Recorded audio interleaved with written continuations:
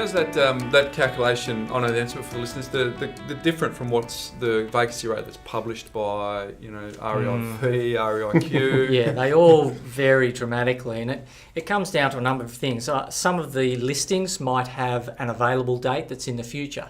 So if that's ignored, you might think that the property is currently vacant, whereas it's not. It's still occupied until that future date. There are differences in when these calculations are made. You might have, say, 28 days, so 4 weeks, or you might have a 31-day month. They might do the calculation in the middle of the month and say, well, this is a snapshot in time. So everyone has their own different ways of calculating it. Some do it at the postcode level, some include the bedroom count. So the smaller, the more granular it is, you think it's more accurate, but it's actually more statistically unreliable. The further you zoom out and include a larger sample size, the less accuracy you have, but the more consistent the figure is. So I always look at an historical chart of vacancy rate because it can just bounce up and down, especially in thinly traded markets. From month to month, it bounces all over the place. So you really want a line of best fit, and that means looking at an historical chart. Beautiful, beautiful. Okay, so we've talked about stock on market, auction clearance rate, online search interest, days on market, vacancy rate. What's next? Vendor discount. This one's an important one for me too. So the vendor discount is the difference between the original asking price when the property is first listed for sale and the eventual sale price. And that might be only 5%. In some cases, it might actually be a negative figure when the buyer makes an offer that's beyond what the asking price was. Which happens, of course, in markets where demand exceeds supply. So the smaller the figure is, the smaller the discount is, the higher demand is relative to supply.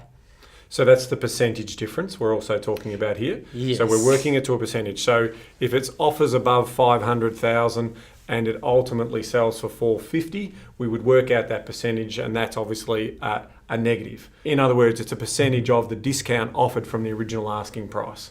Yeah, so in that example, 500,000, it sells for 450,000, so that's a $50,000 drop. As a percentage, that's 10% of the original asking price. Yeah. So that's quite an extreme discount. That would be a market where if every property selling in that market was discounted by 10%, so the average was 10%, I'd say that's a market that's under stress. There's a bad market where there's oversupply. Yep. And although you don't really see it very often, if the discount is actually negative, then it means everything's selling for a premium above the asking price, and that's an astonishing market. And of course, as investors, we want to chase those markets where demand exceeds supply, so we'll be looking for the smallest possible discount. So how do we chase that data? Well, you've got to keep your eye on these portals. You've got to notice the first time a new property comes online, and you would jot down, maybe in a spreadsheet, the price of the property, and then you'd wait until it sells. Then you've got to find out how much it sold for, and then calculate that discount as a percentage, like you said. And then you do that for all the properties in that market over, say, a period of 3 or 4 months will give you a good idea of what the vendor discount typically is. So there's a lot of work involved. That is a massive amount of time and a massive amount of work. So there are some, obviously there's professional portals out there like CoreLogic who measure those types of things, but you're going to be paying hundreds, if not thousands and thousands of dollars for that data. So just be mindful of that. But if you've identified the markets that you want to watch, it's achievable, but just be mindful that there's going to be literally tens and tens of hours of analyst work in there. All right, so it sounds like there's a bit going on, but 6 down, 2 to go. What's the next one? Rental yield. Okay, so I sort of touched on this with vacancy rates. The rental yield, obviously it's very important for servicing a loan to have good cash flow. The important thing about this statistic is not to get carried away with it. We do want to value capital growth above cash flow, but the yield I've found can be, in some cases, a precursor to capital growth. So as I mentioned before with vacancy rates, as the yield gets higher, you draw in more investors. they finally see this market as being a great cash flow play, and whatever it was that was appealing to the tenants will also be appealing to owner-occupiers. And so what you've got is owner-occupiers buying more, you've got investors buying more, you've got good cash flow, and quite often you can see some high capital growth. But you've got to be careful that you don't want a high yield based on falling prices, you want a high yield based on rising rents. Because practically, really good tip, because practically now you've got Melbourne and Sydney having yields as low as anyone can remember, particularly for houses. So people will be looking all around the country for other markets, but that's a really good point to not use that as a sole leading indicator. So for beginners out there, how do you calculate yield? It's a simple calculation where you work out the annual rental income divided by the value of the property to get, times by 100/1 to get a percentage. So that's how you work out rental yield. So if you're, really new to this, you can work out basically your rental yield by doing that calculation, timing the annual rental income and divided it by the value of the property. But for the listeners also, Jeremy, you're trying to get to suburb level before you go granular on the property, aren't you? That's right. So it's just median value, median rent? Well, yeah, ideally you want to match up a property for rent with a property for sale. So you can't have, for example, you can't calculate the yield for a one-bedroom unit, which might rent for, let's say that's $400 a week, and then a three-bedroom unit in the same suburb sells for $1 million. That's a very low yield, but you're talking about a completely different market for rent as opposed to for sale. So you've really got to look for similar features. When you're trying to calculate this online, you jump onto realestate.com.au and then you look at the rental pages. You check out the condition of the properties, their age, their kitchen, bathroom, how much they rent for per week. Then you're looking for a similar property that's for sale at the same time in the same suburb. So same bedroom count, same bathroom count, same condition, and then you've got one yield that you can calculate. You do that for a number of properties in the same suburb, and then you've got the suburb's yield. And so you know roughly how much you can expect to get for whatever property pops up that you buy in that suburb. It's a fair bit going on. There is a lot of data being analysed, a lot of data. I mean, obviously, when we decided that Jeremy was our man, we went after him because the reality is that he's got some of the best leading data, if not the best, in the marketplace in terms of measuring supply and demand and the correlation of that between capital And one growth. thing we can never accuse him of is never thinking each variable through, because even when we challenge him on it, it's like, right, he steps up and he's ready to go. So very good. And then let's round it out with the final one. Right, okay. Renters versus owner-occupiers. So this is calculated as a proportion. If you split a suburb down the middle, well, not necessarily down the middle, if you split it up into two groups, owner-occupiers and renters, what is the proportion? Now this is important because as an investor, you don't want to buy in a location that has a large number of other landlords that you're competing with over tenants. So you want the lowest proportion of renters to owner-occupiers as possible. And the other issue there is that owner-occupiers take much greater care of their property than tenants do. So you'll find that the properties preserve their value a lot better, and you'll also find that it's possible your owner-occupiers are in a slightly higher socioeconomic demographic. So you might be better off, well, you're definitely better off choosing locations that don't have a large number of investors, but rather have a high proportion of owner-occupiers. So for this statistic, which is the proportion of renters to owner-occupiers, you want the smallest figure possible. And this data comes from the Australian Bureau of Statistics. It's based on census data. So at sometimes it's only a year old, other times it can be up to 6 years old. So you might need some on-the-ground research when it's about 6 years old. But also the ABS, they don't actually publish this individual figure. They have about 8 or 9 categories themselves. So you've got to interpret some of their categories. Is it an owner-occupier with a mortgage, without a mortgage, paid outright? Is it a retirement home? They have a number of different categories. So there's a little bit of interpretation involved there, and you could have different data suppliers are calculating their own version of this and interpreting those categories slightly differently. But yeah, it's something that doesn't change from month to month, obviously, because we've only got it from census data. And in terms of analysing the data, have you come up with any trends in terms of what that benchmark looks like across the suburbs, or is there too much disparity? As an investor, I wouldn't pick a market that has, say, above a 50% renters to owner-occupiers, and ideally I would want something closer to 10%, and I'd say the benchmark is somewhere around 25 to 30%. Well, we saw with the latest census data that came out that it was like rented. So when we look at that breakdown of composition, it was saying rented was 30.9 as an example, and that's up from 29 point, I think off the top of my head, 29.3.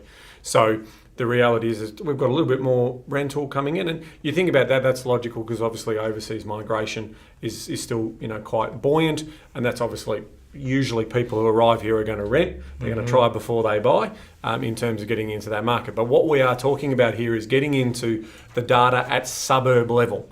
Okay, not necessarily looking at it at state level, actually drilling down into that suburb level, and that data is about to be released.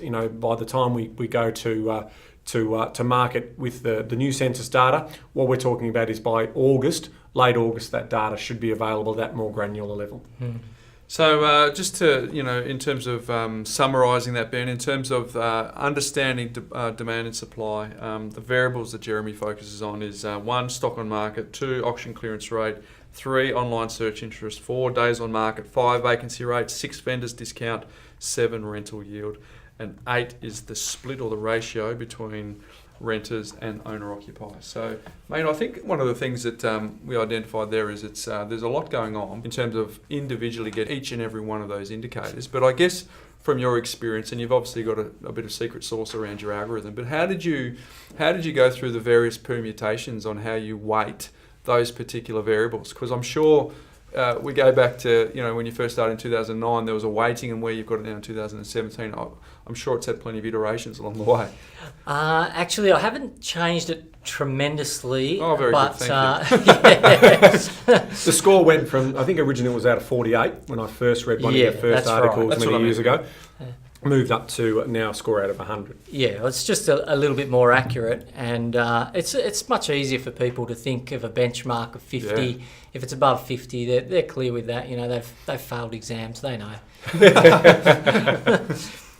Very true. So effectively what we're talking about here today is really the foundation research around location. Okay, so this is phenomenally powerful at that education level for beginners and amateurs who are trying to research property. I cannot stress that enough. So location does 80% of the heavy lifting, mate. It does. Critical. It does. And these are, there's obviously other variables and more in-depth analysis that you would do, but this is an amazing starting point. This is the area where you can quickly look at that. I mean, I had a client ring me last night, and they were like, "Oh, we're sort of thinking about getting another investment property. Where are the areas right now? What do you think of these areas? What do you think of those areas?" Now, how we used to do this in the past was we would get out in the field and we would be in the field and we would study that market and we'd do everything we can to get a gauge of that. But we can't be in 15,000 markets. So the amazing speed at which you can then determine markets that you can now do more granular research on is at your fingertips. And that's where, that was the meeting of the minds between the three of us when we sat down and we said, well, how can we bring this to market? Because there is a lot of technical pieces of the puzzle, and those die-hard researchers are going to love the more detailed opportunities that are out there. But for just generalists who want to fast-track themselves into good research, that's what we've come up with. We've come up with simple ways in which to analyse the marketplace, and we talk about the different types of product offerings and how to navigate the research platform. It's all there. So it's really, really important that we did that. Yeah, and I think, Ben, if we're true to our values, if location does 80% of the heavy lifting, and it's a really important thing for our clients, our listeners, the investment community to get it right. It's important that we provide a tool that's easy for people to use. And as Jeremy said, have an indicator that gives you a reference against other suburbs. This one gets a score out of 100, this one gets a score out of 100, then you can actually compare the two. So there's a few reasons why we got together and sort of created location score. But the first one was that, isn't it? Just to educate investors the right way, give them a strong leading indicator to help them determine which suburb they need to be in. Yeah, and from that point, you then got to make sure that you can. Then you're going to cut some of those markets out too, because don't forget, it's giving us an immediate, real-time read on the market for that particular month. So it's not giving us forward supply.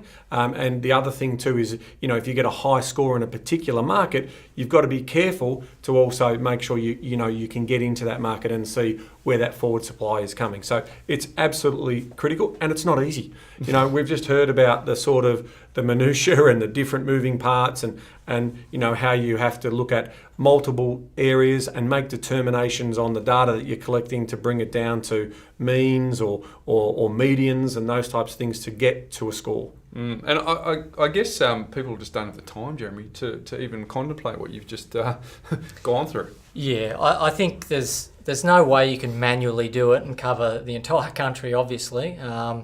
With the 15,000 localities Australia-wide, that's simply not possible. And you are talking about hours and hours of work just for one suburb, but why did you pick that suburb?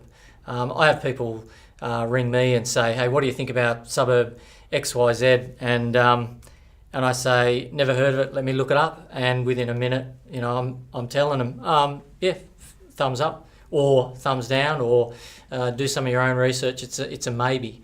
And there's usually a pause at the end of the phone, what's going on there? And all I can say is, well, demand is exceeding supply, or supply is exceeding demand. But like you were saying before, Ben, you used to put people out in the field. Now it's like look up research. And although it's not complete, it's not comprehensive, it puts you in the ballpark. It triggers alarm bells if there's a problem, and it gives you the thumbs up to spend that more exhaustive time if it's okay. Yeah, totally. So you're gonna be able to identify 10 or 15 suburbs that you want to research that could have taken 100 hours to determine that. And what normally happens is people get overwhelmed. Once they start getting into that process, they get overwhelmed with, I don't know, is that really important? Is that not important? Well, we're telling you, we've been doing this collectively for 50 years, and we absolutely know that these variables are foundation variables. So don't cut corners, just follow the system, follow the process. We know it works. And for those that actually do the research, Ben, it gets pretty expensive, because if you want to get some information, some data on a suburb basis and then stack that up across quite a few, that can start to rack up very quickly. But I guess overall, Jeremy, what would you say that that having that, what would location score provide for people who are pretty keen about research? Yeah, well, the big thing for me is that it's a safety net. So you're not going to look up location score and see a score of like 22 and jump into that development project that the taxi driver was recommending. You've got this safety net. That's no blight on taxi drivers. Some of them are great investors. But just want to say that it's checking your blind spots. It gives you an alert, an alarm. It's a safety net. It just makes it so much easier to make sure that you're not making a monumental mistake. So I guess for our listeners, Ben, too, I know you've got a point to make, but this is a product that we've developed, and largely for the entire existence of this podcast, it's been an ad-free space. Yep. But what we're providing for people is a solution that allows them to one of the biggest decisions that they're going to make, allow them to decipher that information and bring it to their reality quickly. And of course, it costs us money to bring it to market, but we think we've made it pretty competitive in terms of its price. Yeah, well, absolutely we have. I mean, we don't think that people are going to need this indefinitely. I mean, once you buy, you buy. But we've got a subscription-based model which allows people to choose the level of interest and how long they want to be working with it. So there's a weekly, there's a monthly, and there's a quarterly price point.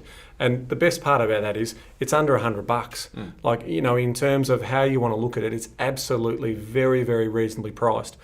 So for weekly access, we're talking about $47, which is just, for again, just the time saver alone is going to be pretty incredible. Then we've got our monthly, which is $67, so it's an ongoing subscription until you cancel it. Or obviously the best value of all is $97 for a quarter, for 3 months. Yeah. So you can get, you can start to track some markets and do those types of things as well. So it's really, really important to understand that there is definitely savings if you buy the quarterly result, but it's there. So you can try it for under $50, get some amazing insights, validate certain suburbs that you might already hold properties in, validate your own suburb. You're going to determine whether some of the properties that you've got in your portfolio are how they're positioned for growth in the short term. So there's an amazing amount of value that you're going to see in being able to do that, and because we've made it so easy to use. Yeah, very easy, Ben. So for anyone that's interested in checking that out, go to locationscore.com.au. There's a video there that you can check out. You can even put your own suburb in and check out the location score of your own suburb.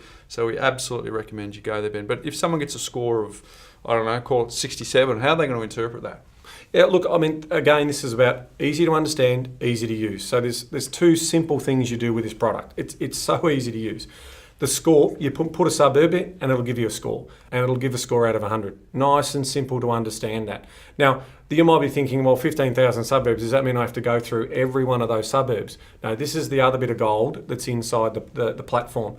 And that is the Fast Track 250. So basically what we're talking about there is you can put in a city, the capital cities, and you can get the result right across that capital city. So it's giving you the best scores in that particular capital city. You can also do it by state, and you can also get the national score. So straight away, how I would use it, I would be going, give me the national, and then the markets that I think I'm interested in, let me have a look at those, in terms of more detail. And then once I can see some of those higher scores and my other data that I'm looking at in terms of is spiking my interest in those particular areas, whether it be lifestyle drivers, transport, those types of more granular stuff, you can then go, okay, well, I've done that. Now I'm going to go into the suburb level.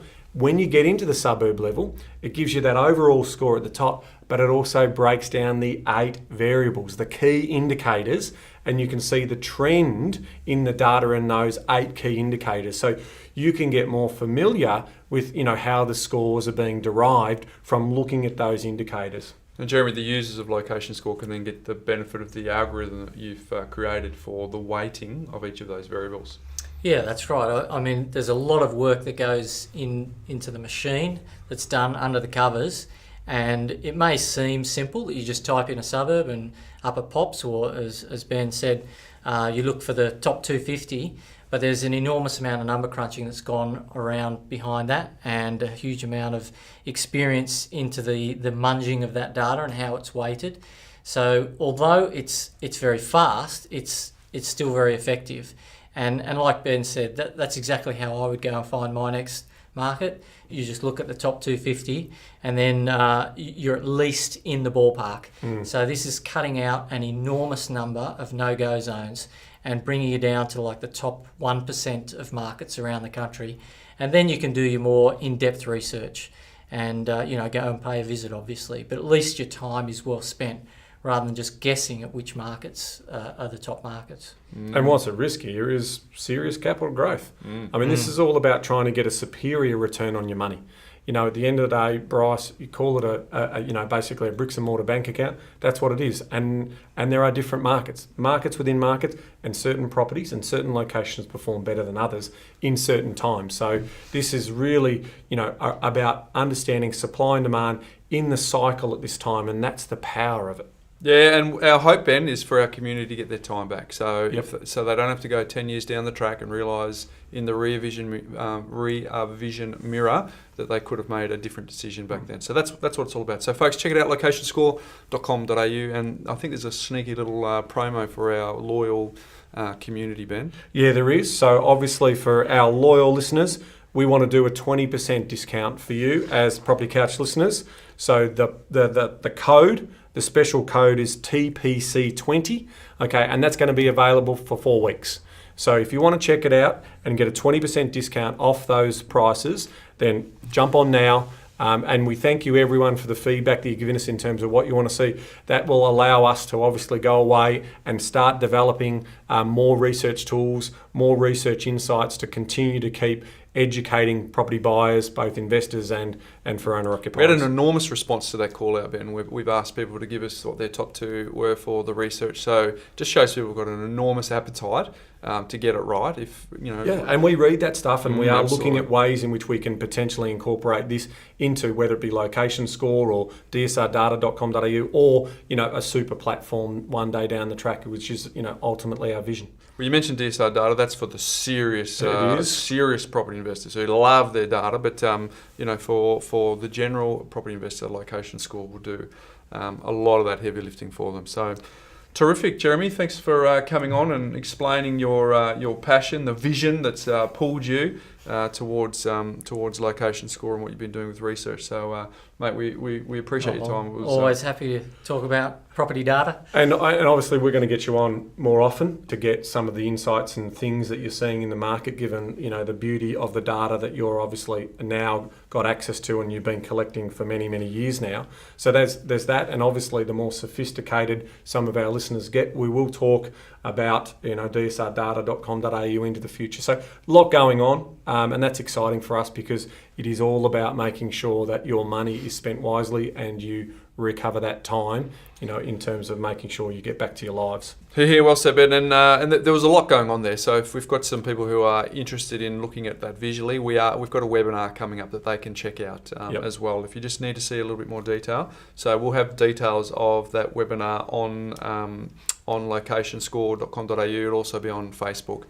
So check that out. So again, thanks for coming on, Jeremy. We'll love to chat all things research with you, and we'll see you on the next one. But Ben, for me, just before we go, sure, life hack.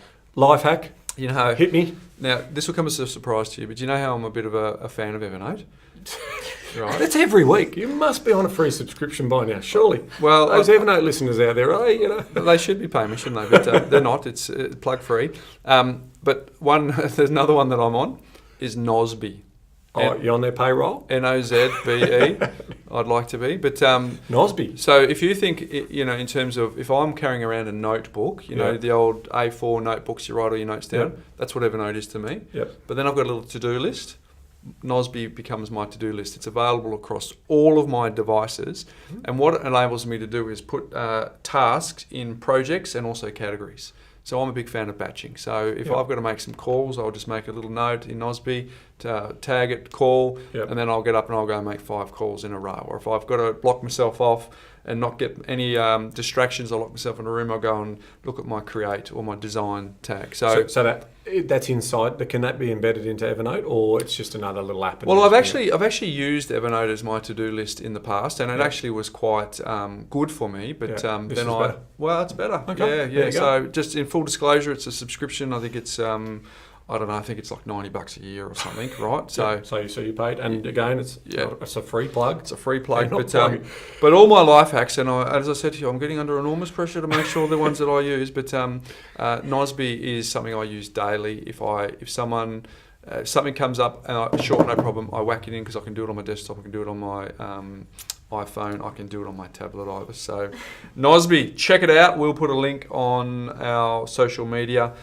So that you can check that out if you want. But that's me, mate. If you want to be efficient, Evernote and Nosby. Oh, sounds good. Rightio. Did you know? Well, I'm still excited about location score. But anyway, did you know the current Queen, Queen Lizzie? Yeah. All right, Elizabeth. Okay, so she came to the throne in 1952. Yeah. Okay. Now, back in 1952, there were 40 people in Australia who got a letter from Lizzie. Wow. What did they get the letter for? Turning 100. Turning 100. My great-grandmother got a letter from the Queen. Wow, good on her. Mm-hmm. She's still around? No, understandably so. She'd be pretty old, wouldn't she? She would. Okay, so last year, in 2016, guess what? 2,600 people got the letter. She must be busy. Lizzie must be sitting at her desk, Licking those stamps. Just basically, you know, how can we? She's probably saying, how can we automate this? Can I send them an email instead? Mate, But yeah, that just goes to I'll show tell you what you. she does. She puts every single one in Nosby. Bang. Ticks them off. Gets them done. No forget Beautiful. anything. So yeah, we're living 2006. longer. We are living longer, and what's the message there? If we're going to be living longer, we're going to need a little bit more moolah, a little bit more cash to live a long and fulfilling life in retirement. But you know the good part about that, Ben? The longer you live, the more powerful compounding is. That's true. So the more wealth you'll create. So So it just- all depends on what decisions you make in your 30s and 40s and maybe 20s. That's true. And I've been doing a bit of analysis. I think I'll bring it to a podcast in the future. But, you know, here's a little sneak peek. It's called the Rule of 40. All right. And I'm just sort of throwing it out there straight off the... And it's basically, the rule is you've got to work for 40 years. Which 40 years you work hard for is up to you. But just think about that. Like, you know, millennials who are working a little bit early, you know, like working from basically hand to mouth, just having a good time. But there's a 40-year batch where you're working for your future. Right. So I'm just, you know, playing with that because, you know, our post-war, I don't want to go into it now because I'll tell it all. Oh, mate, you can't help yourself. Look, Joe, I've heard of the 40-40-40 plan, 40 minutes to work for 40 hours a week for 40 years, but that's a new one. Well, it's just So sort that's of an saying extension. It's just basically you're just sort of saying that you've got to be serious about wealth creation over a 40-year period. If you can do that, you'll be exceptionally well off. You know, so it's just Oh, you've just snuck a little bit of gold right at the end well, there. just, you know, I'm just sort of playing with the process because the world has changed and the baby boom has done an enormous amount of heavy lifting for us. I don't know how you Here sleep. I go again. I'm telling I don't know you how everything. you sleep at night, Ben, being that good, but mate, obviously we've unpacked a fair bit We have. today. The 8 variables, what come to supply and demand. We've provided a solution. There's Yes. life hacks all over the place. So I think this has been a good exercise for you and me, Ben. But I wonder if you remember what your sign off is. My sign-off is, remember, knowledge is empowering, but only if you act on it, Bryce. No, that annoys me, Iris. Just straight off the top. Straight off the top. But mate, been terrific. Thanks again, Jeremy, for joining us. We look forward to having you on in the future. Ben, as always, thanks for being on the couch with me. See you later. And until next week, See you later. see ya. Later.